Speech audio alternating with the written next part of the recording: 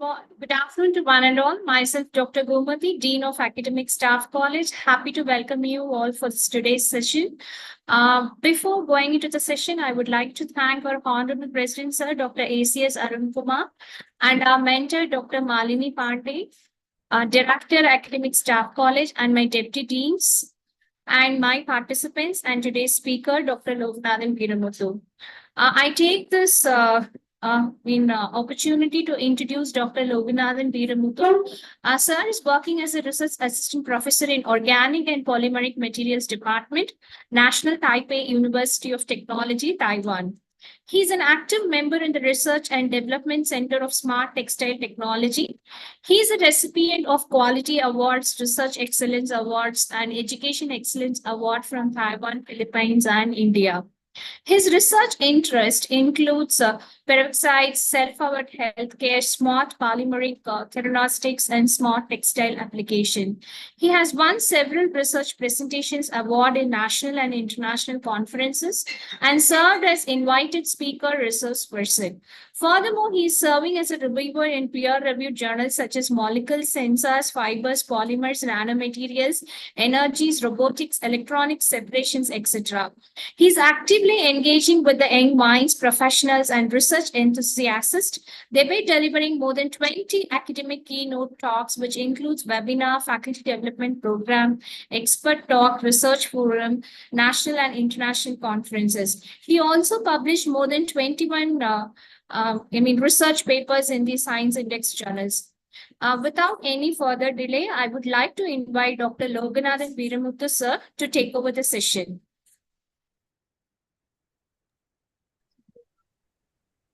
Thank you, Gomati ma'am.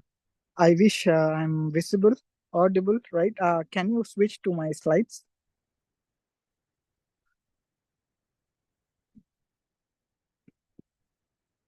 Yeah, okay. So can you make it 100%? You can zoom in further. Yeah.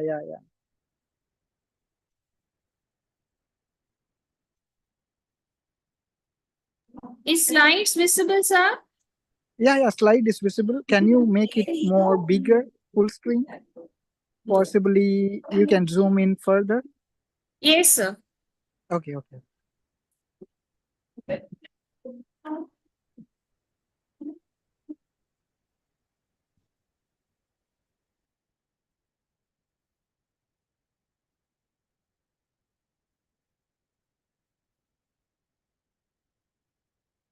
Yeah. Zoom in.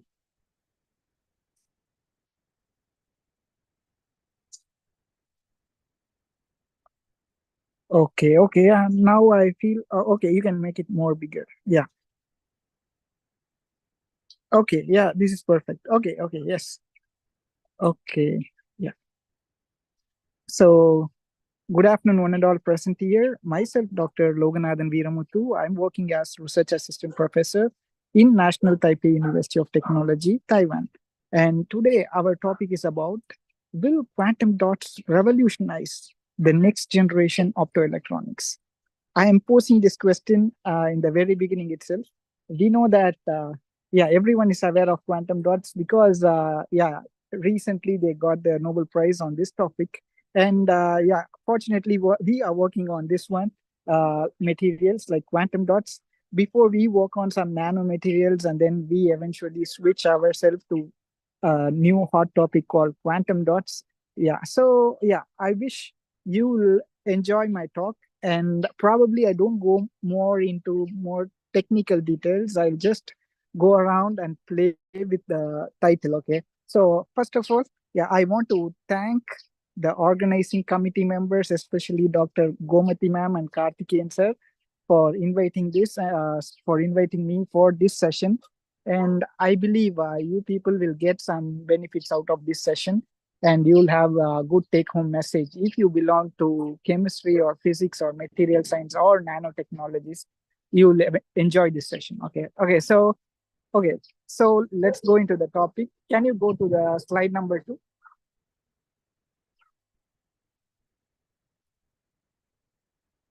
Okay. So from this, we can see what is called perovskites. The crystals, you can look into the fine details of crystals, because we know that crystals are made up of atoms and lattices, right? So if we can place the atoms at the right sites, or there is some dislocation or defects in their atomic sites or in their lattice structures, then we will get different properties.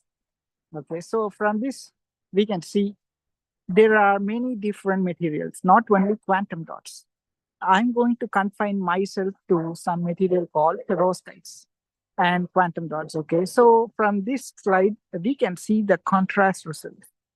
In the very left side, you can see there are some inorganic quantum structures that is now already in use. But the problem is their color purity is not that good. Okay, so they are not excellent material for highly pure colors. Okay, if you want to harvest. Then in terms of optoelectronic point of view, we have to think a material which is having very low FWHM values, full width half maximum values.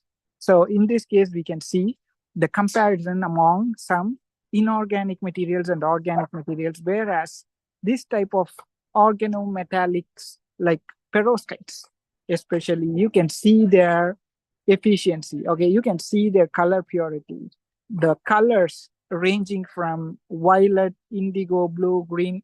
You might have seen all these things, right?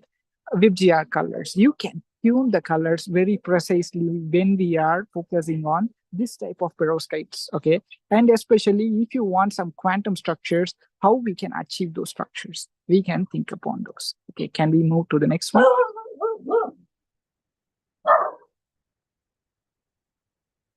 Okay, so in this slide, I'm going to highlight the importance of our perovskites again. So in this terminology, you can see whenever we are going to propose a material, we have to think about many aspects, not only like your cost, we have to think about their reliability and their purity, efficiency, and whether it's complying with the regulations, everything.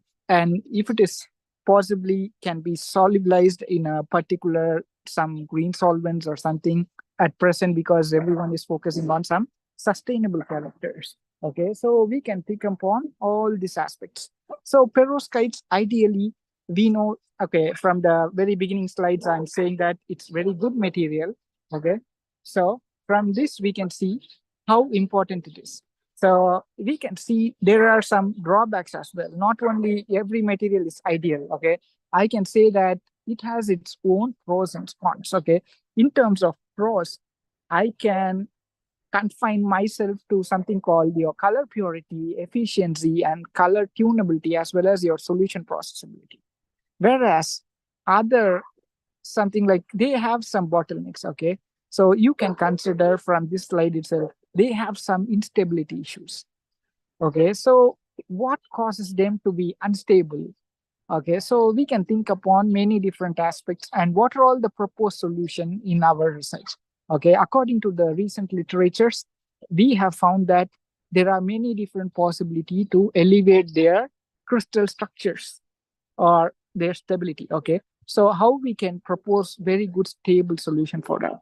So you can think upon something like encapsulating those materials with some polymers or some inorganic materials, as well as we can also use some core shell structures and then some ligand engineering or side doping we can consider, because in the very beginning I have shown you the crystals are made up of different atoms like A, B, X3 type, A, B. Okay, so we can relate. Okay, if you are going to change your atomic sites, or if you're going to change your atom property or the ionic radius, okay, if you're going to change your atomic sites with some specific dopants, then what will happen? Your crystals will deform. You will have some different properties. So you will get some different optical and electrical properties, right? So yeah, we can imagine those aspects. And I'll also show some schematic which is relating to that aspects. Okay, so move on to the next one.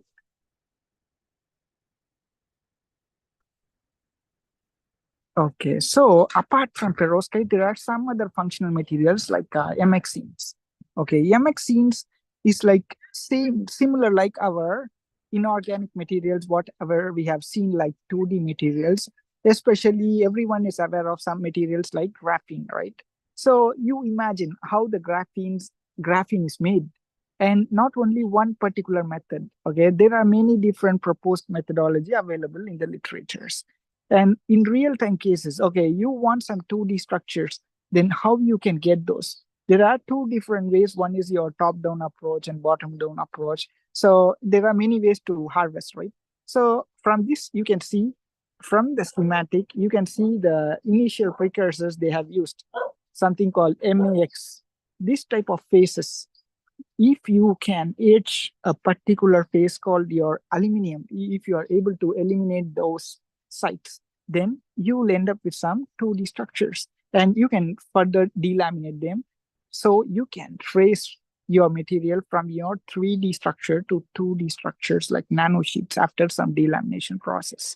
Okay. So there are many ways to delaminate. Okay.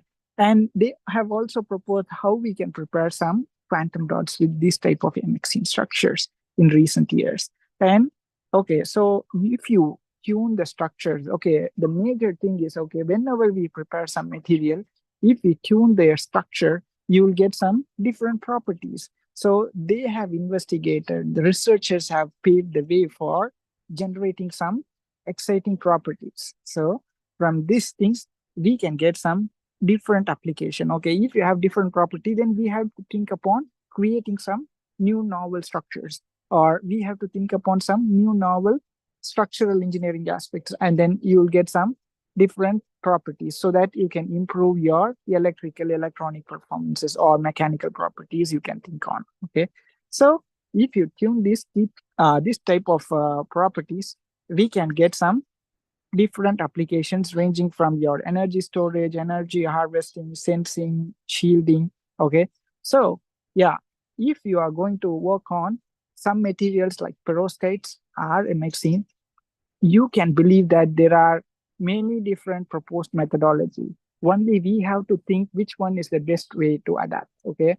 And we have to fine tune the processing methodology. Then we can get some good pure materials, because the major aspects of creating this kind of quantum structures you can get, but the problem is there pure structures.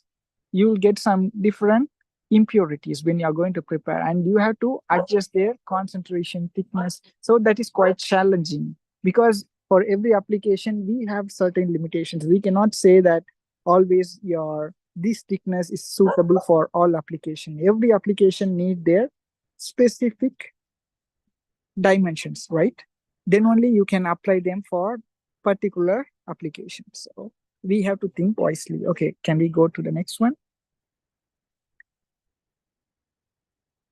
I believe the next slide is on carbon quantum dots. Okay, so I have already mentioned there are many different ways to synthesize. So from this slide, you can see the compiled methodologies. They are very common methodologies they have adapted.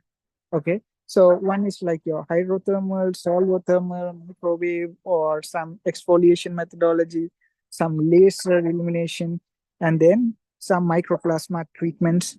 So we can think about many different ways to synthesize a particular material. So we cannot say this is the only way you can prepare your quantum dots. So everyone have their own area of research, and they know what they can do with those processing conditions or what they can play with it. Okay, so yeah, we have to consider, okay, if you work on this particular methodology, then you have to think upon how you can promote or how you can elevate your properties, right? So yeah, everyone proposed many different methodology and they got some exciting results. In my case, we also propose different methodologies properties. Okay, can we move to the next one?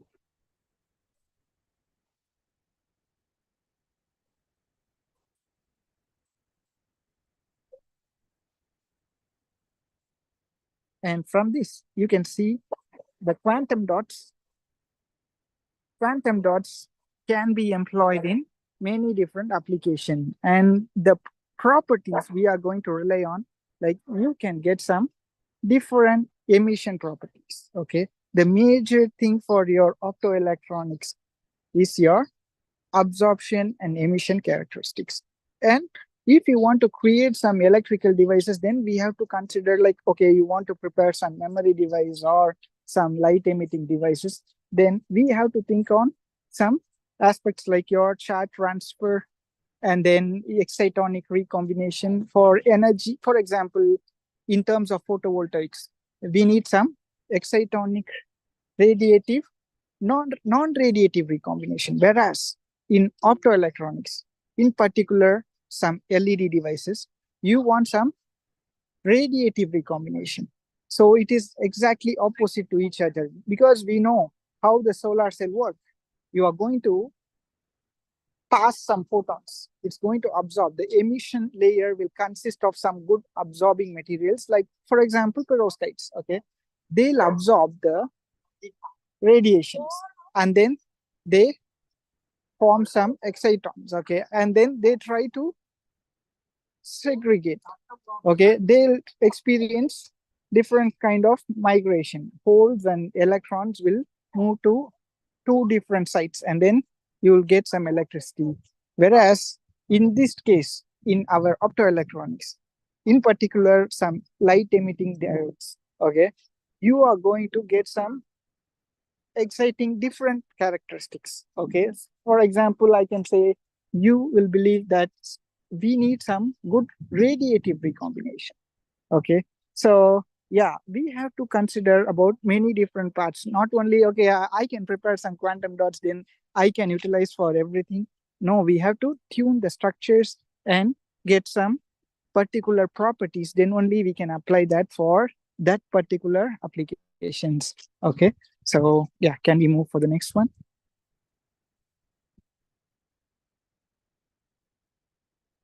Now at present stage, and these two are from our lab papers, and you can see the optoelectronic devices we make in our lab.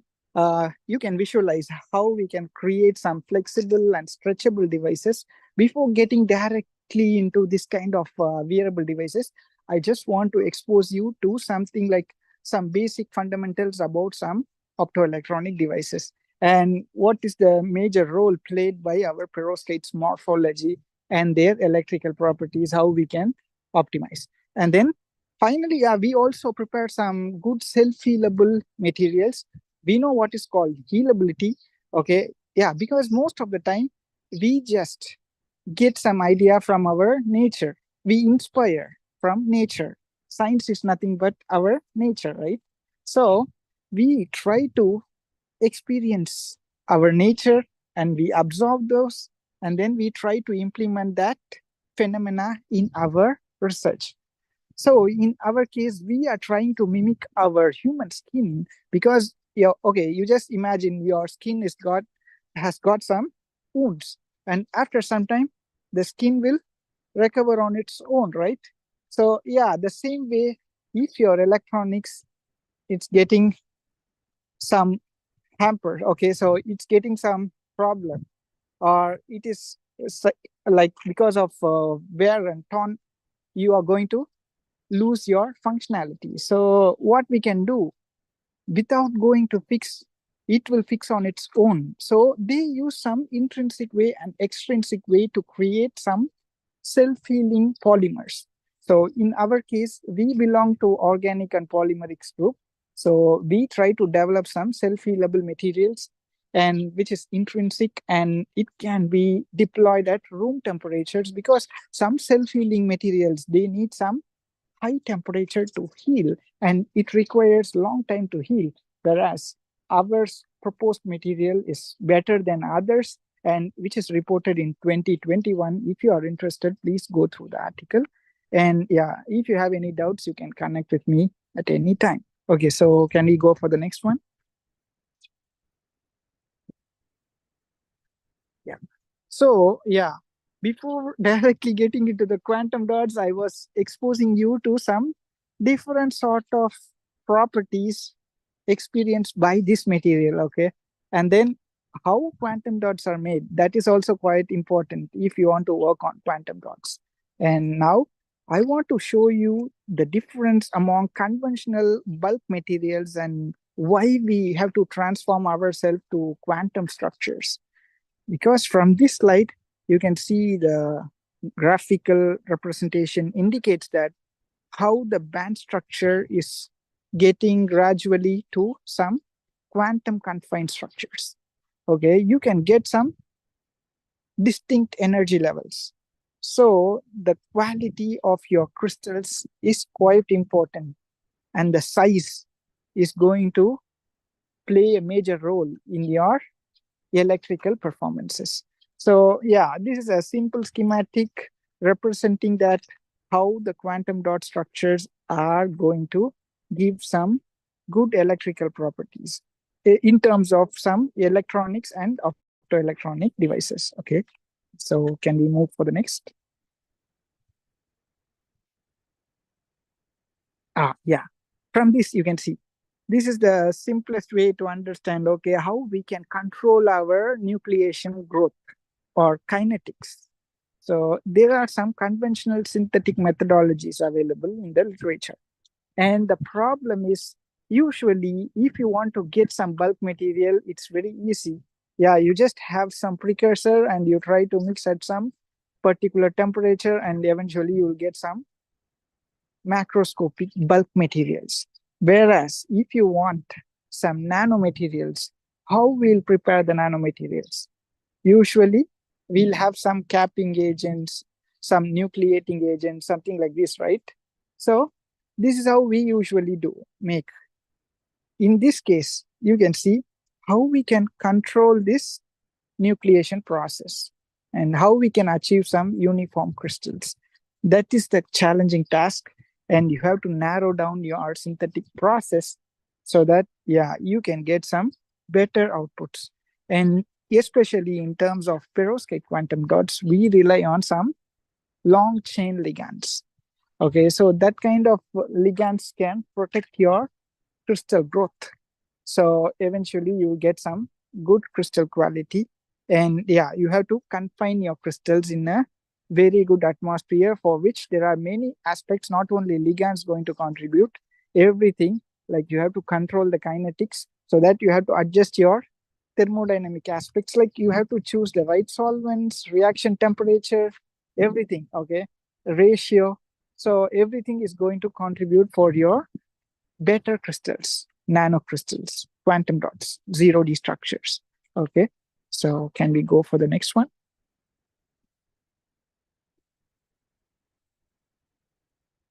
Again, this is just a simple schematic to show how the perovskite crystals are exhibiting this kind of defect tolerant and defect intolerant structures.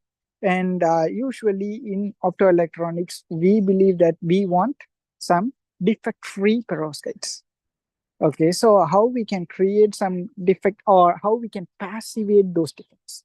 Okay, it's hard to get some 100% defect-free crystals, but still we can passivate the crystals, okay, crystal defects, so that you can achieve some good efficiency. So those aspects I'll cover in the upcoming slides. Okay, can we move for the next?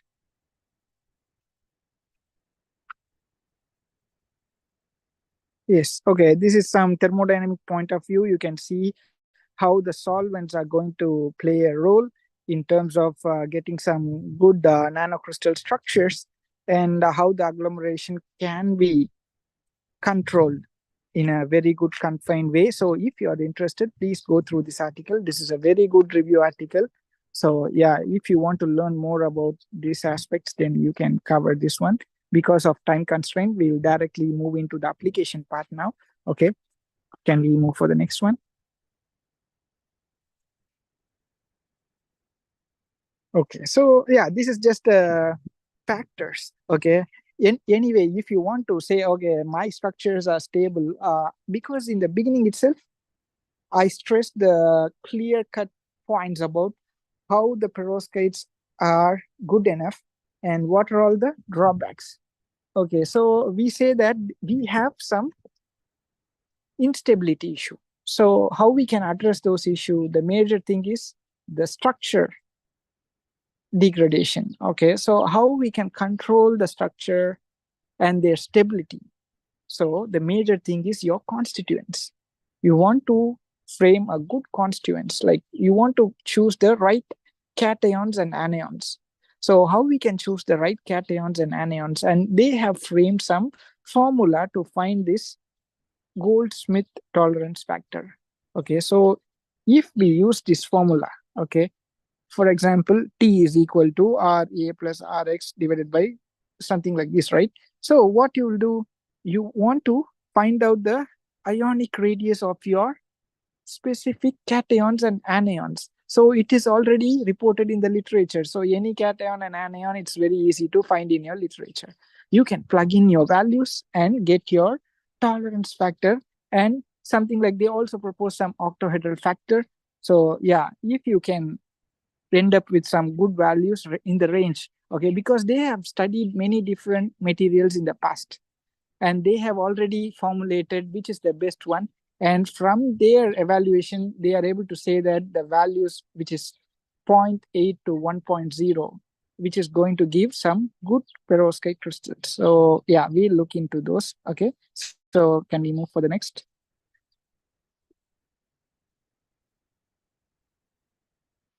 Yes, from here again you can see. So yeah, if you want to refer, you can refer this article, and I have highlighted. Okay, so where we'll get some good stability and what are all the factors which is going to contribute for your better crystal structures. So yeah, please refer this article.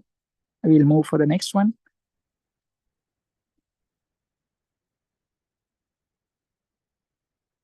From this, we can also see that there are many different halides. Okay, because if you belong to chemistry or even some high school students know what is called halides. Okay, so halides like fluoride, chloride, bromide, iodide, if you tune their ionic radii, okay, you know what is your ionic radii, you just put in your values and you'll get your octahedral value and Goldsmith tolerance factors. So yeah, you'll know whether your crystals are going to be stable. Okay, so this is just an empirical way to find out whether your crystals are going to be stable or not. Okay, they have just proposed this one. Okay, so we'll move for the next.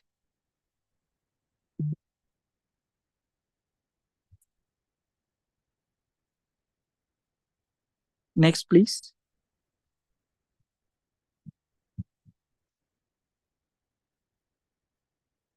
Okay, yeah, so I have already mentioned that we know the specific range for your tolerance factor ranging from zero point 0.8 to 1. So from this scheme, you can see, okay. So the most common cation is what? Your cesium, methyl ammonium, and formamidinium. So this kind of cations are highly reported in the literature. If you are going to do any research, first thing is you have to do a proper literature survey. So before getting into your research or before choosing a particular material, we have to do some background studies. Okay, so from these factors we know why they have chosen some specific cations to study. Okay, there are many other cations also you can see, but most widely reported is these three cations. Okay, so can we go for the next one?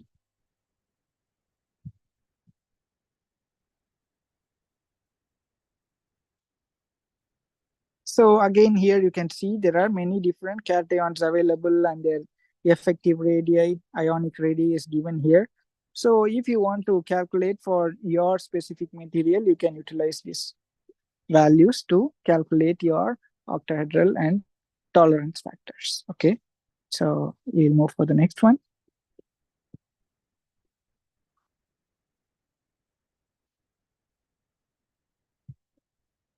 Okay, so yeah, from our preliminary discussion, I have shown you that perovskite quantum dots, they have some distinct quantized energy levels.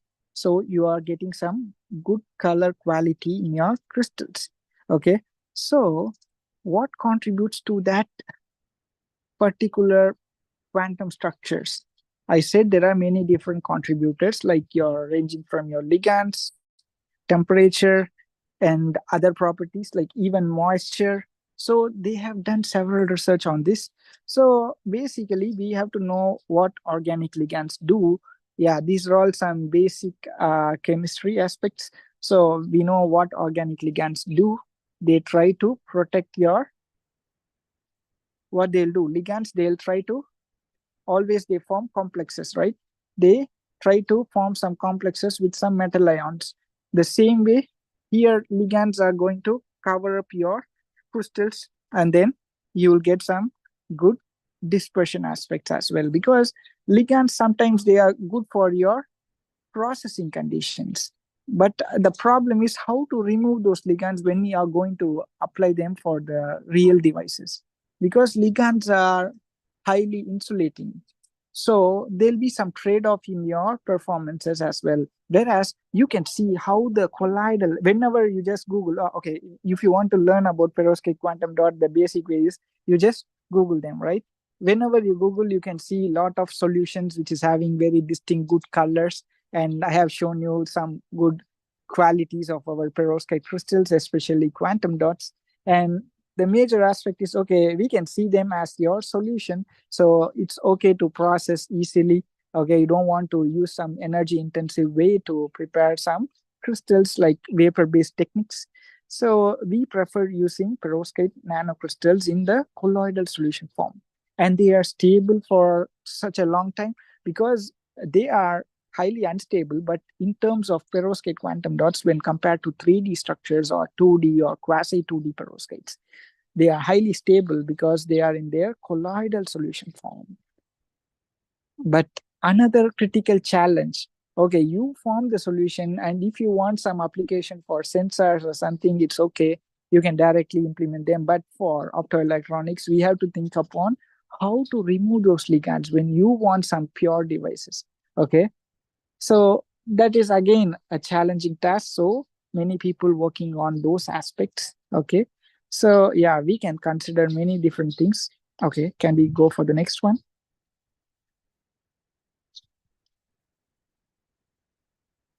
Yeah. From this slide, you can see the range of the color tunability in terms of some inorganic materials like gallium nitride, indium gallium nitride, gallium arsenide, and this type of inorganic materials are having very good properties. Okay, I agree, but the processability is little difficult, and their color tunability is not that good as our perovskite nanocrystals.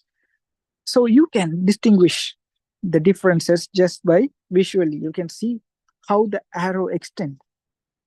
In terms of conventional materials, the color is not pure. It's between yellow, orange, and red. Okay, so it's a mixture of colors.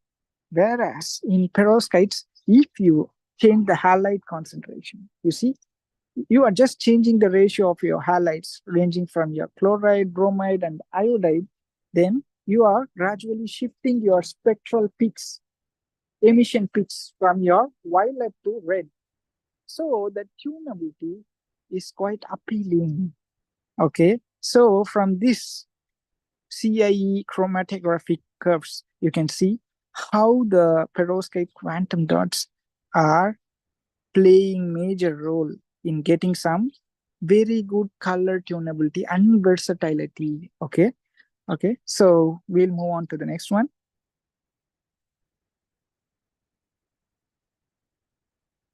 This is just just you can see, you can go through, because every time whenever you prepare the crystals, what we want to do is we have to find some energy level details, right? Especially for some electronic materials, you want to know where the electrons are going to excite or how it can relax. Okay, so for that you need to know your valence band, conduction band levels, energy, band gap. Okay, so all these things are much important for your electronic applications. Okay, so yeah, you can do these things. It's very easy nowadays. You have very good access for UV visible and UPS. Okay, so it's very easy. Yeah, you can see, you can refer, there are a lot of YouTube videos as well. Okay, so it's very easy to determine your this type of energy level values. Okay, so move on to the next one. Next, please. So now we'll get into these properties. Okay, so from the very beginning, I'm saying that if you are going to process a particular crystals, there are many different strategies. Okay, and especially in terms of perovskite quantum dots, there are same. The way we prepare is multidiscipline, multifaceted. Okay, so yeah, if you have any of these techniques in your laboratory, you can give a try and you try to optimize. But personally, in our laboratory, we use most common way to prepare our nanocrystals, especially by using this hot injection method, and the other way is recrystallization method, something like LARP. Okay, so yeah, apart from that, many people have proposed something like even by using some laser techniques or microwave techniques, they can get some perovskite quantum dots. But I don't have personal experience on that, so I cannot comment. And this is again something like one-step process, two-step process is quite easy, but still you need some glove box atmosphere to control your perovskite stability because they are highly sensitive to many different aspects, many different parameters like your heat, like heat, and then light, as well as some moisture. So everything is going to govern your perovskite crystals quality. Okay. Okay. Next, please.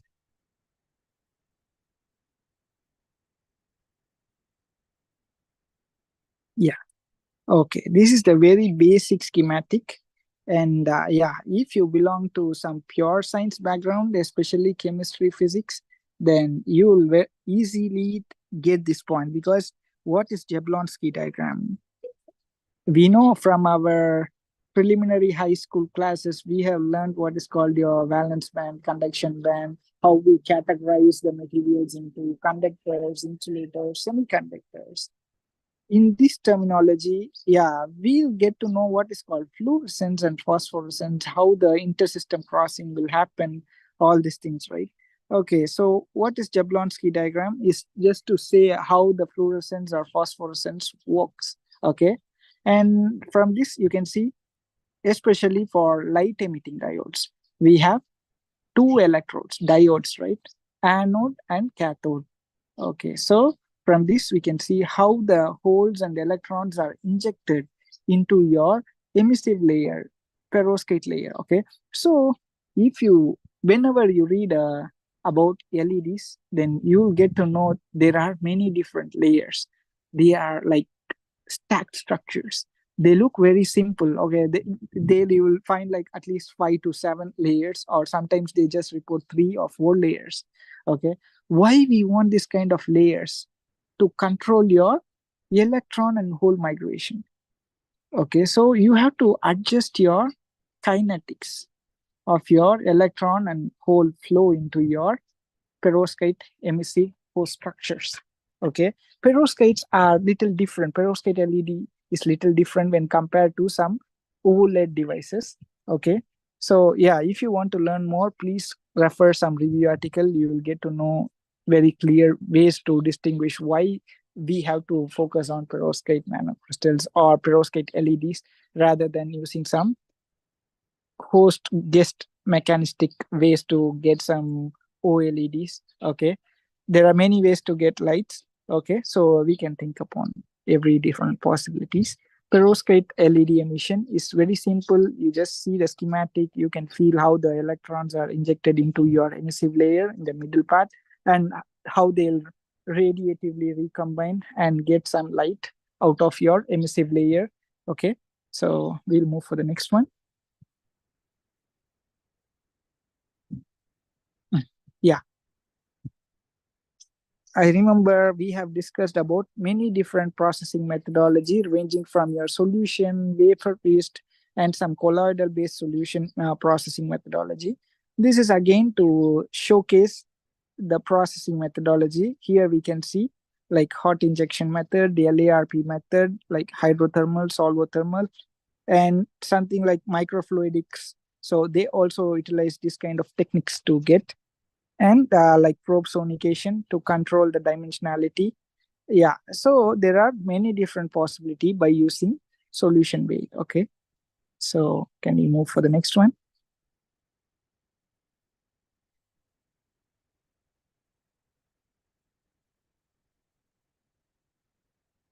Yes, from this you can imagine how the ligands are going to govern your coordination. Especially, I have shown you if the crystals are not very well aligned or stacked, eventually you are going to get some defects. So, how we can make them aligned?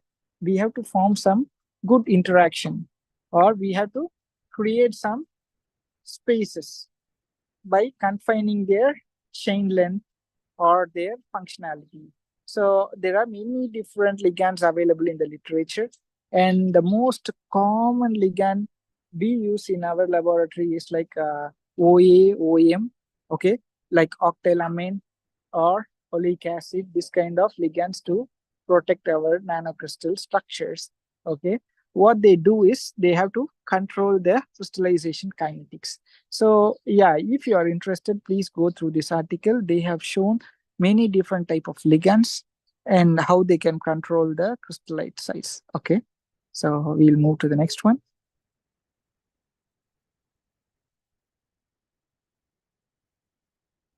Okay, yeah. So from this schematic, you can understand there are many different processing conditions, and why we want to design many different processing conditions is to get some optimized stability. And I have shown you there are many different external factors contributing to your perovskite stability. Okay, so from this we can see, and in general many people think about the stability issue. For example, they have many different phases. Okay, so how you can understand their crystallinic phases by using some crystallography techniques. Okay, so people propose many different ways to characterize, ranging from sax, wax, and conventional powder X-ray diffraction to study your perovskite crystal. So, yeah, apart from studying the crystals, we have to know certain interactions which is going to allow your crystallites to grow in a specific directions or specific orientation, and how we can address their orientation by confining our interaction, chemical interactions. Okay. Okay. Please move to the next one.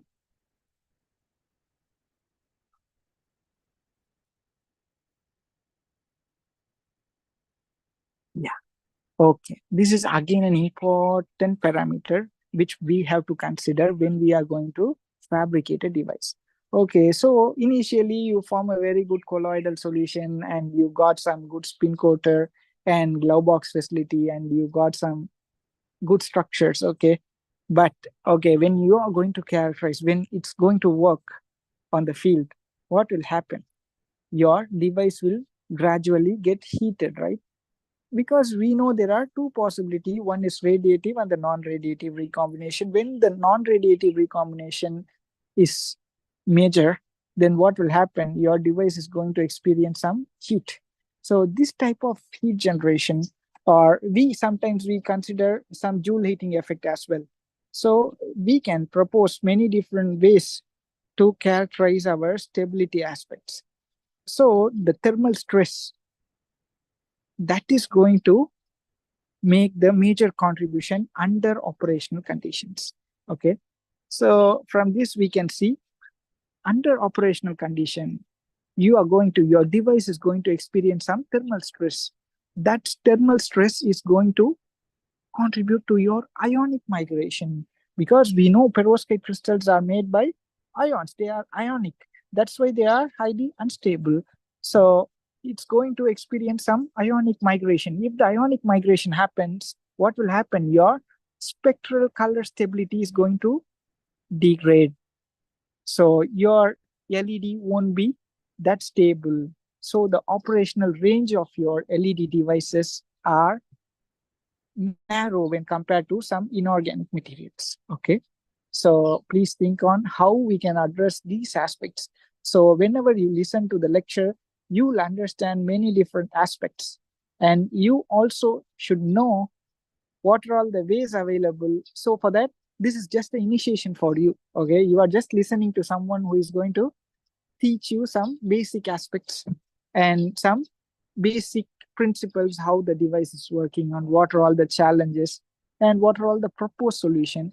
If you are working in this field, then you have to think more and you have to do further research on this. And I always encourage my students to go beyond this. Okay, just don't listen to this lecture and forget everything after 1 hour or after 1 week. Okay, you try to contemplate yourself, articulate yourself. Okay, you find a way. If you are working on this field, try to come up with a new solution that will benefit our research community. Okay, okay, next one please.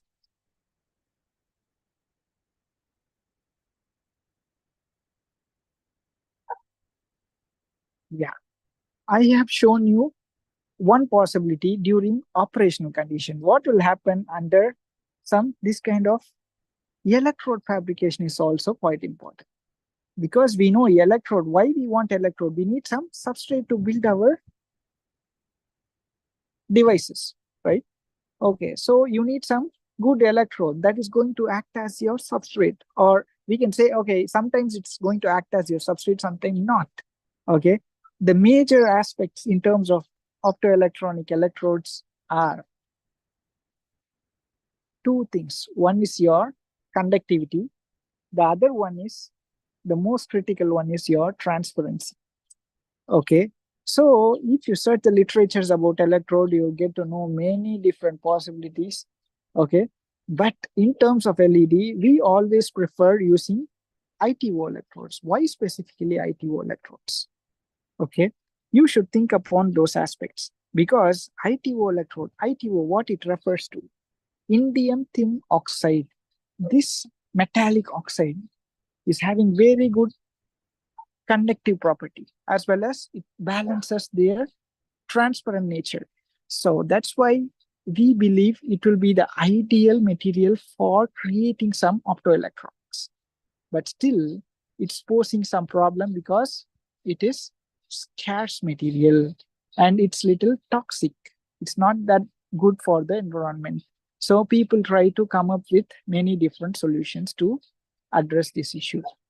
And in terms of perovskite LEDs, they also pose some challenges. Already perovskite have many challenges, and I'm adding one more to it. Okay, this is okay. You are going to, under working condition, the ions are going to migrate. So eventually it's going to degrade, right?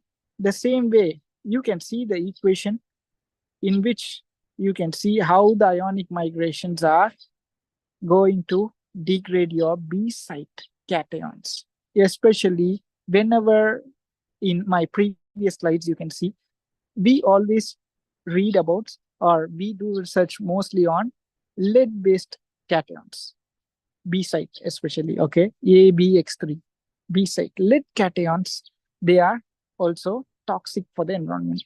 So people are trying to transform their research towards some non-lead perovskites. They don't want lead anymore, or they partially replace the lead cations to get some good efficiency. So these are all the aspects people thinking on this perovskite optoelectronics. Okay, next please.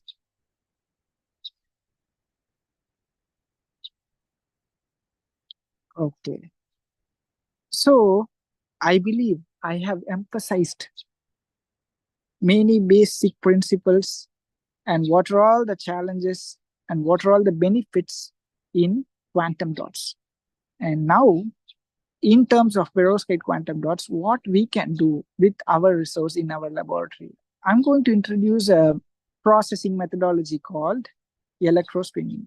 Okay, this electrospinning methodology is highly reliable and it's feasible to do even in labs and in industry. So the commercialization is no longer a big obstacle for this fabrication methodology. They have already utilized this type of processing methodology in industries. Okay, so now we are going to make some approach based on this electrospinning techniques. Okay, we just see, okay, what are all the factors going to govern your electrospinning process. And electrospinning process, it's suitable for creating some scalable micro to nano sized fibers. Whenever if you want fibers, we always rely on some extrusion based process. Okay, or we use some natural fibers. Whereas in terms of optoelectronics, and we need some good nano confinements plus some quantum materials in it, what we can do? Why don't we use this spinning techniques with our perovskites, hot materials, right? So we think in this way and we try to propose some solution. We can look into those. Okay, please move to the next one.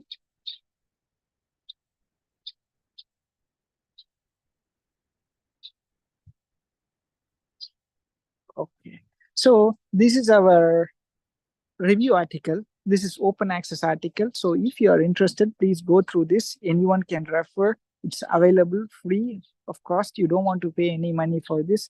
Anywhere you can access this. Okay, open access journal.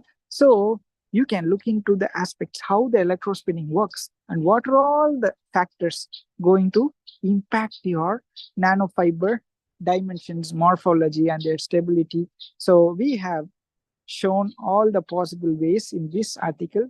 So this is a review article. And if you want to know about sensing, okay, how we can implement these fibers into making some sensors, then yeah, please refer this article.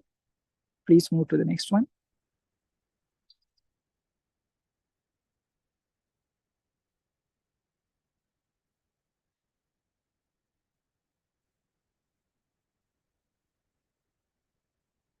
Next, please. Yeah, okay. And this is another review article in which we have shown the possibility of some sensory applications, especially some electrospun nanofiber based sensors, as compared to some conventional electrode systems or conventional sensory systems.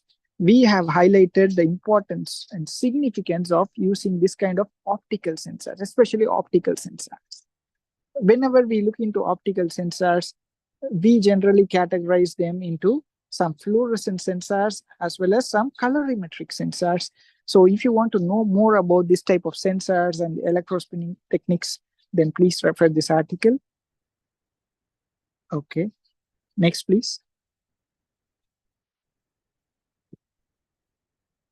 Okay, this is just a general schematic to show the versatility of our electrospinning technique. So electrospun nanofibers are widely used in many different applications. It's not restricted only for creating some textiles. You can also think about creating some functional textiles, smart textiles, optoelectronics, energy harvesters, batteries, food packing, biomedical applications, sensors. So yeah, it is a very good processing technique.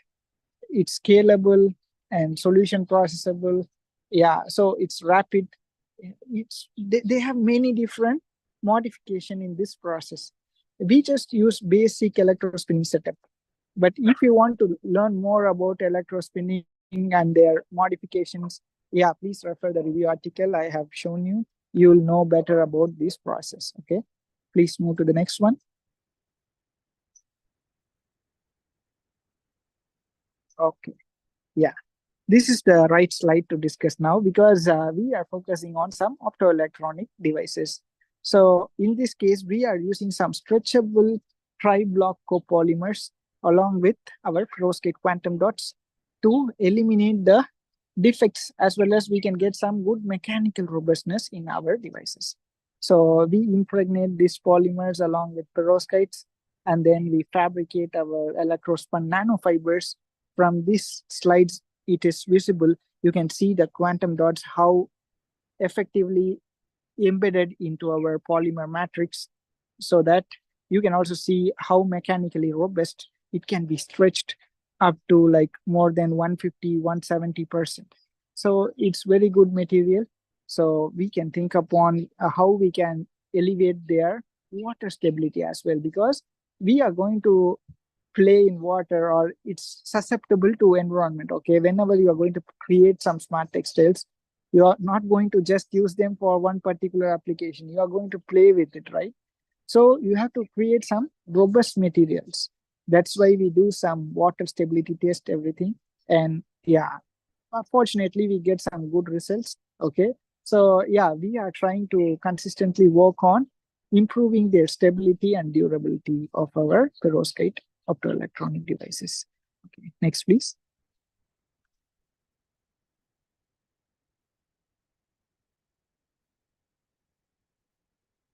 Yes. This is the next project we have done with the same perovskite quantum dots.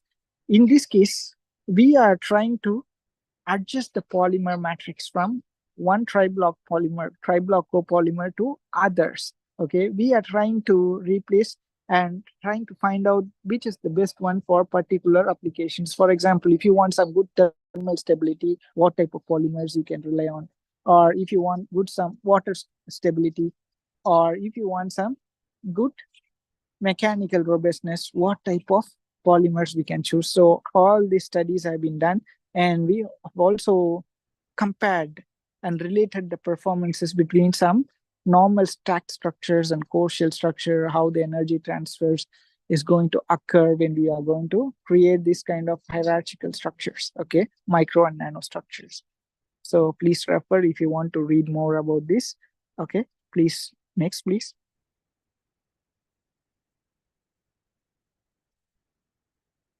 Okay. So apart from creating fibers, now we'll try to create some stacked structures, real LED structures. Okay. So in this case, we are trying to adjust the morphology to passivate our defects. So from this, you can see the differences from the SEM itself, from figure A to figure E.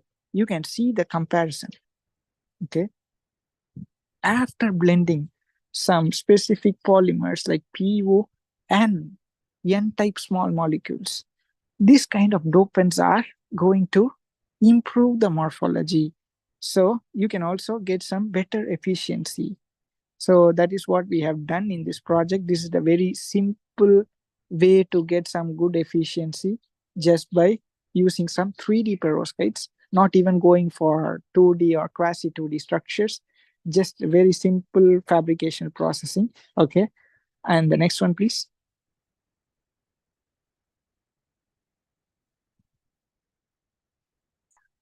Okay, now we have done some modification in the emissive layer in the past. Okay, what we can do next? Okay, we think upon how we can adjust the interfacial contribution, because interface is also an important issue for our perovskite lens. Okay, so from this we can see how we adjust the P dot PSS against perovskite emissive layers interaction.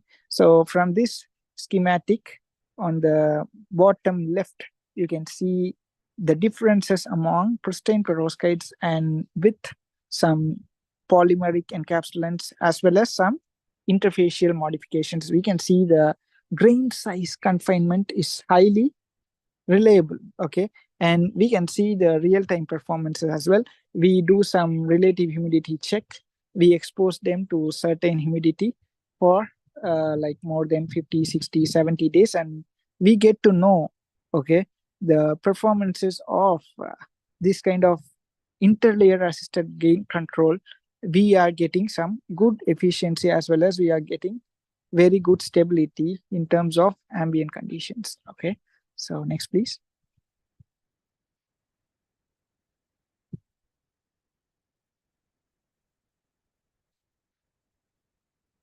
And this is just a schematic to show how the defect size can be altered by using some polymeric interactions. Okay. Next, please.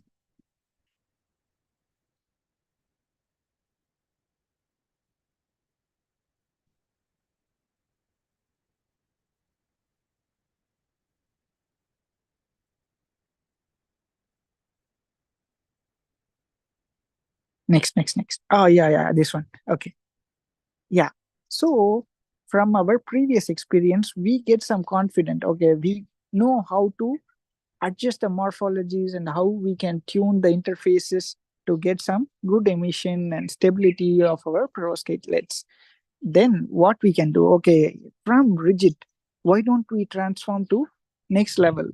We can implement some wearable optoelectronics so that we can get some good real-time applications, not only just for rigid applications. Okay, because we need some challenges that will make you to think more and you'll progress more. Okay, that is important in terms of research.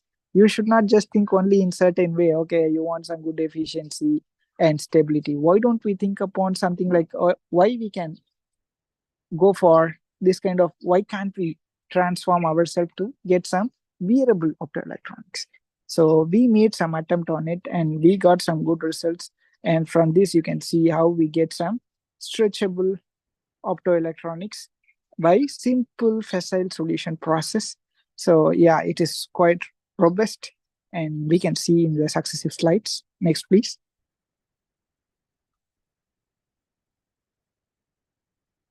Yes, from here, we have investigated the device performances under strained condition.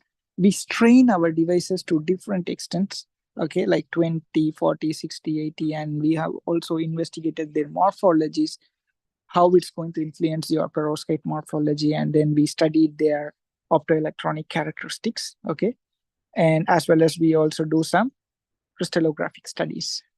Okay, next, please. Yes. Yeah, this is quite important. Okay, we got some good emission, we know, and we should know how we can improve their mechanical robustness. And why don't we create some touch responsive devices? It's quite easy to fabricate if you know how to work on some wearable and stretchable devices. And we can also get some responsive devices. Upon touch, the LED to glow, okay? You don't want to just use some conventional way, okay? You can think upon all different possibilities. So we think on using some touch responsive stretchable LEDs, and we do that. And we also demonstrated their mechanical robustness and we show the finger bend flex motions. Yeah, and we have also investigated the roughness characteristics by using some AFM techniques, and we also studied the differences in the optical properties and the electrical properties. Okay, next, please.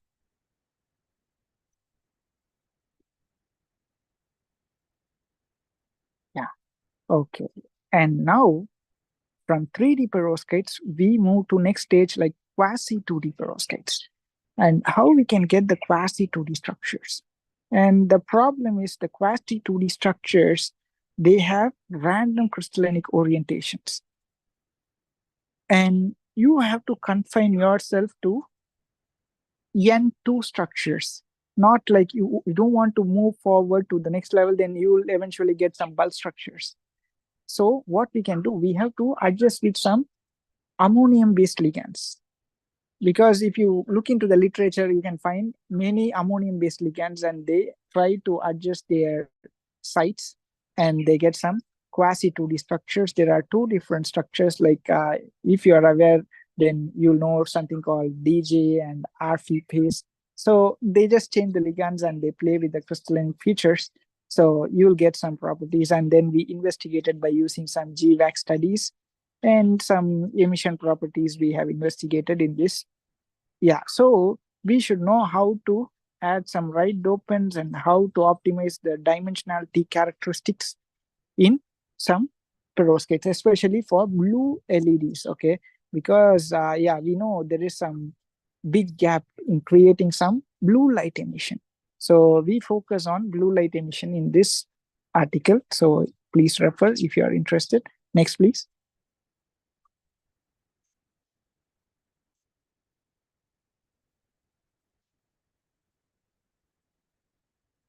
Next, please. Okay. Yeah, so this is just to say the characteristics, LED characteristics. This is general methodology to measure the efficiency and how it can be possible to last for a long time, and we have done some literature survey to compare our results with other results. So these are all the basic things. Okay, next please.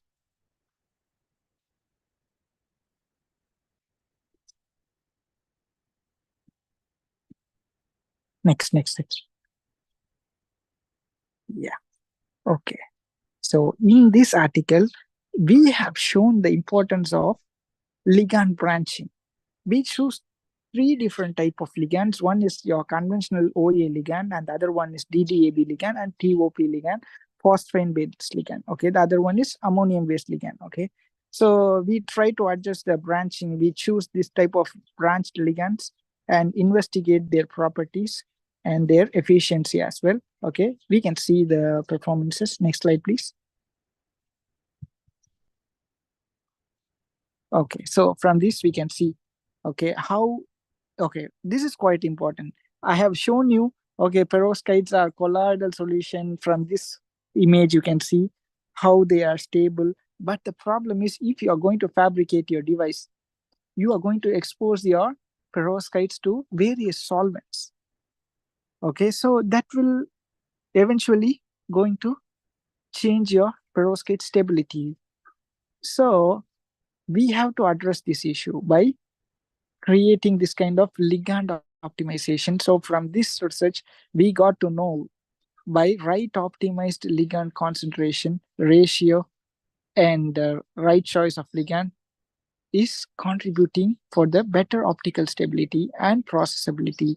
So from this we can see all these aspects, and we do some crystallinic features, and then we study their photoluminescence characteristics. Okay, operational stability, everything we done. Okay, next please.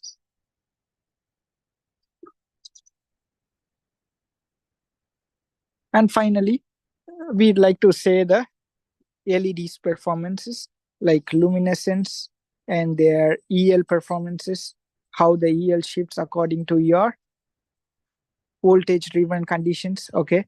And then you can see their EQ values and their further morphological features like your SEM, AFM to characterize their roughness. Okay. Next, please.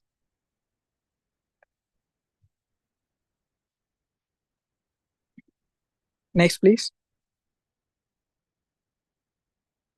Okay. So from this, you can see, apart from optoelectronics, if you are working on some sensors, then you can also refer to this article. And in this review, we have comprehensively contrasted many different type of sensors, ranging from your resistive and capacitive sensors, piezoelectrics, triboelectrics, self-powered sensors. So what are all the possibilities to do with our nanofiber-based system? So we have thrown a lot of insights in this. Okay, so please refer to this article. Next, please.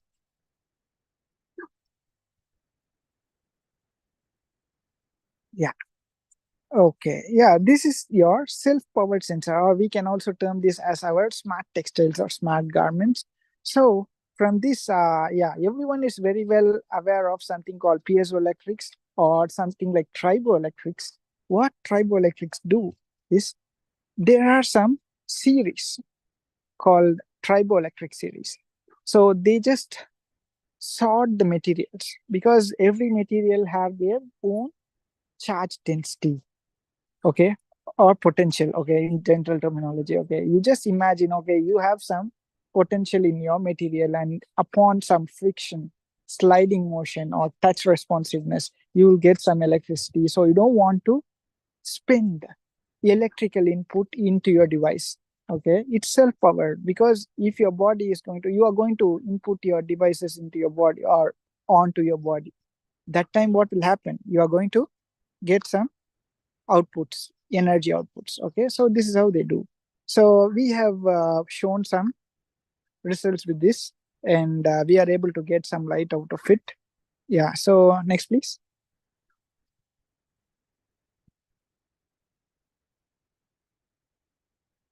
Yes. Okay. Yeah. And very recently we also proved the potential of our perovskite nanocrystals, quantum dots, in fabricating some piezoelectrics and piezo photocatalyst. So from this, you can see, because we know PVDF is some synthetic polymer and it has some dipole moment, and eventually you'll get some polarization in it. So there are many different phases in your PVDF material. So especially the beta phase structures are highly polarized. Okay. So eventually, if you are going to deform that polymer, you'll get some charge separation. So eventually, you will get some self-powered sensors using this. So with the help of our electrospinning techniques, we are able to get some good fibers with some perovskites in it. So yeah, we are getting some exciting results. Please move to the next one.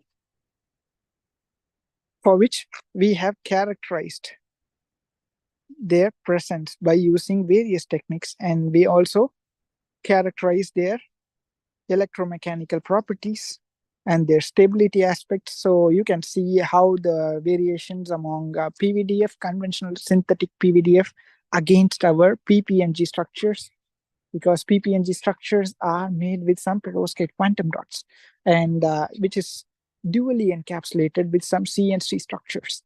So eventually we are getting some good stability and the performances. Okay, next please. Yeah. Furthermore, apart from using perovskite nanocrystals, the previous project we have done, but still there are some toxicity issues.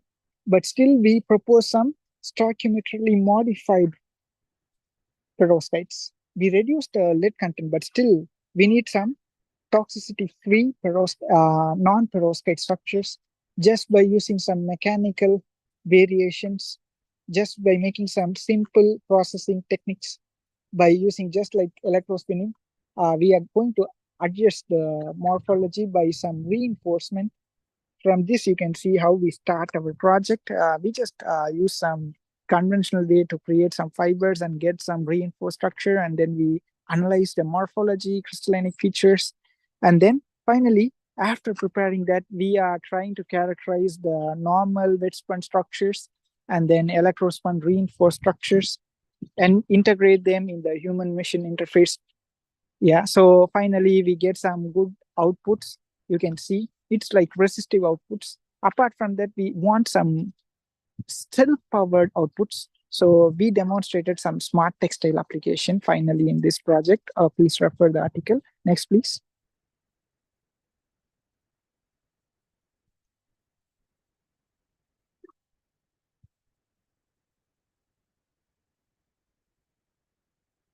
Next, please. Yeah, from this we can see how the tensile properties are varying when compared with our wet spun structures and ERCF structure. They are highly durable, and you can easily break them into your textiles, and they are highly reliable as well because the conductivity variations is very less than 5%.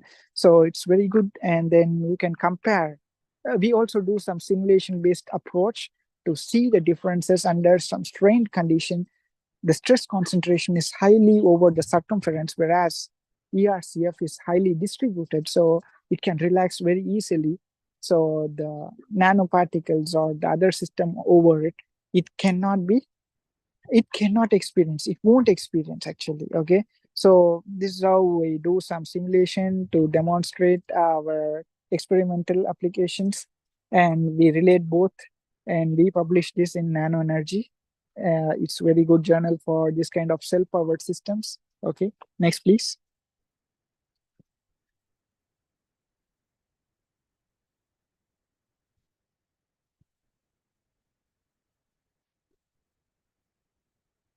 Yeah, finally we do this application to say that we can see the differences between WSNG, wet spun nanogenerators, and electrospun reinforced nanogenerators.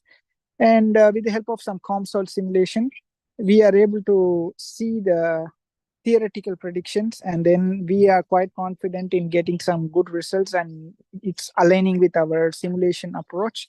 And we can see the voltage generation, And we do some frequency dependency studies, as well as we do some power generation studies with that.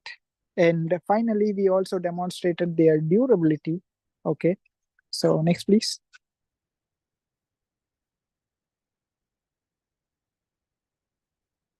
Yeah, so this is a very recent review article. It is published last year in Progress in Material Science Journal.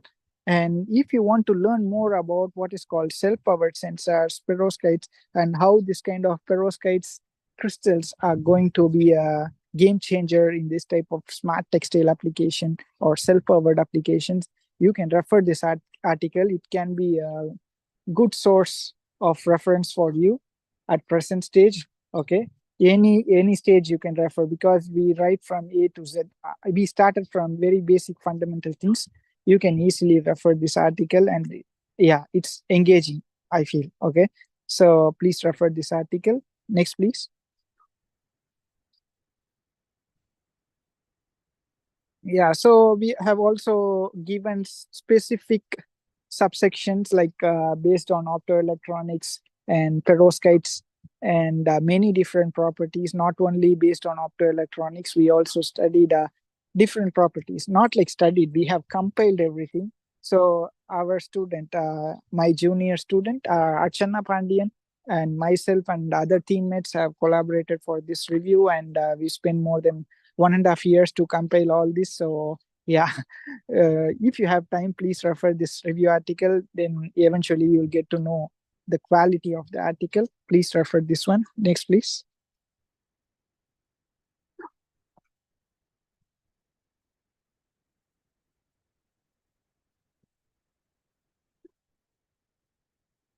Next, please.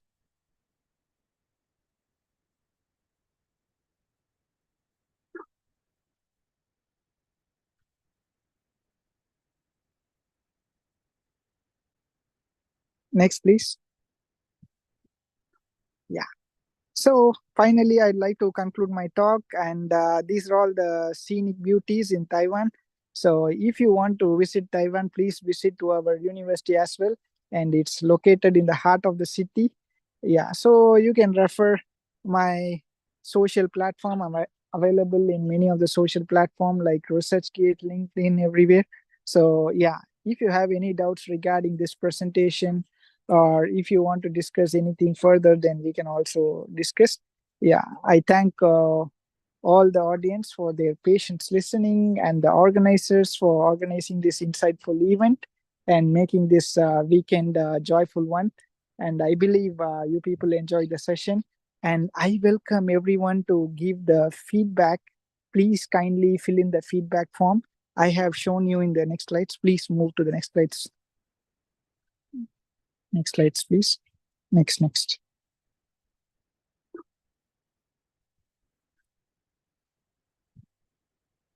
Next, please. Sir, now I am sharing, sir. Please, sir. Oh, okay.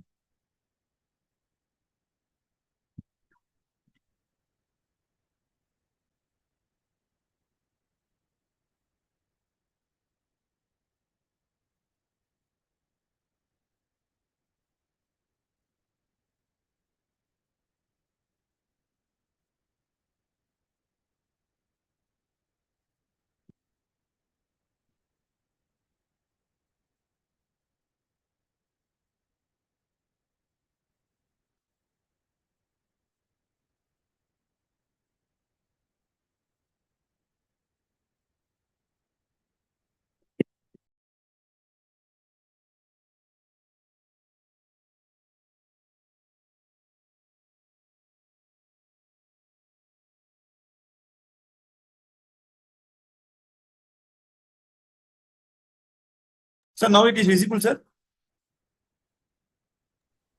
Yes. Can you move to the feedback form? Feedback form. Next one.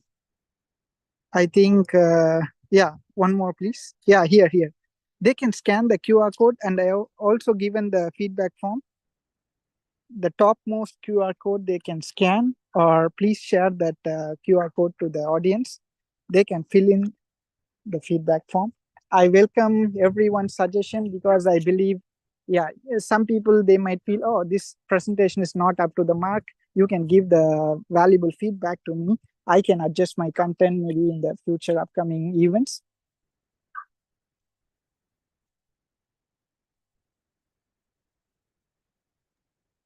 So, dear participants, if you have any questions, you can post it in chat box or Q&A section.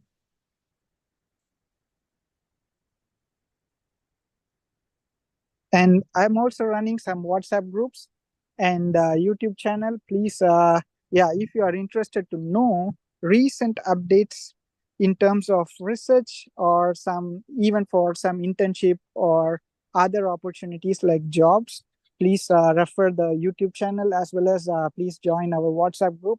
There you'll get all the benefits. And I believe you can also engage with your faculty members, or even you can share with your friends or colleagues, relatives, anyone, if they want to learn something new or if they want to get some new, recent updates, they can refer this one.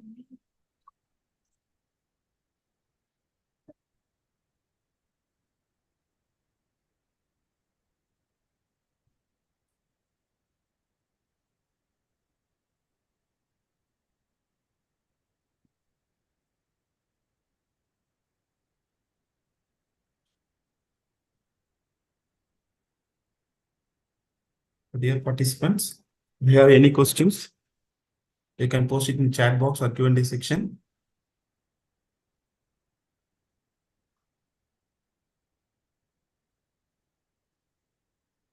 Yeah, don't feel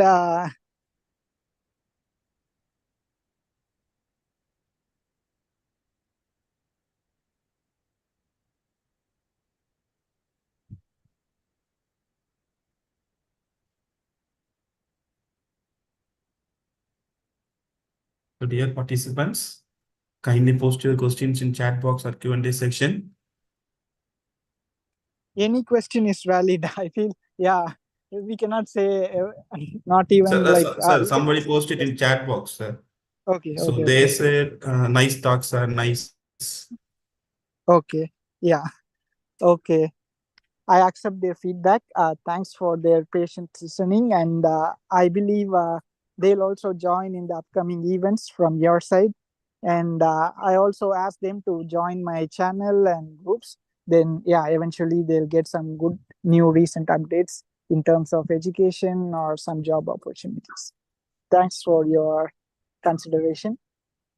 And yeah, I feel, because in recent years I have seen many students and they are coming up with some new ideas, new proposals, but when they come into real existence, then they feel, ah, it's too much. When they propose, it look very simple. I say, okay, there are 5 layers, you can change this one layer and try. It's very simple to order them, okay, you can do this part. But yeah, when it comes to reality, when they go into that research, only they'll know how difficult it is. It looks very simple. Ah, this is not a research at all. They feel, oh, okay, this is just 2 3 layers, and one of the layer he replaced and he changed the other layer. It looks very simple, but yeah, when you go and put your hands on it, then you'll feel the real difficulty and what are all the things you have to manage. Because when I start the research, I also feel the same way. Actually, I don't synthesize big molecules, or I didn't characterize big groups or something. Some conventional ways of creating some organic polymers or something they do like this.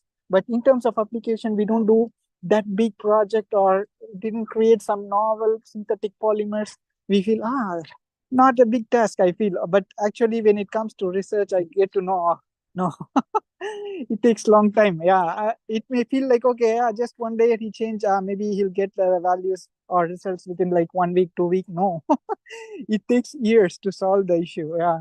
So yeah, if they are very passionate about research and if they want to pursue more or something, if they have in their mind, then they can consider and they keep working on it. They can think upon all the possibilities, because resources are everywhere, but we should know where to get it.